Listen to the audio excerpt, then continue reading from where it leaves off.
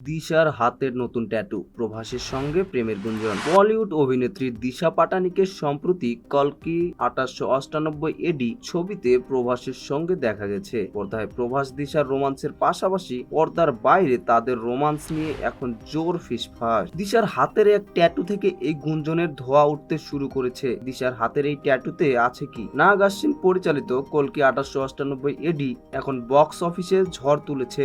প্রভাস, অমিতাভ বচ্চন, দীপিকা পাডুকোন, কমল হাসান, দিশা পাটানি অভিনীত ছবিটি ভারত ও ভারতের বাইরে ভালো ব্যবসা করছে। সায়েন্স ফিকশন ধর্মী এই ছবিতে দিশার উপস্থিতি নেহাতই কম, কিন্তু স্বল্প উপস্থিতিতে এই অভিনেত্রী সবার নজর কেড়েছেন। ছবিতে প্রভাস আর দিশার রোমান্স মানুষের ভালোবাসা কুড়িয়েছে।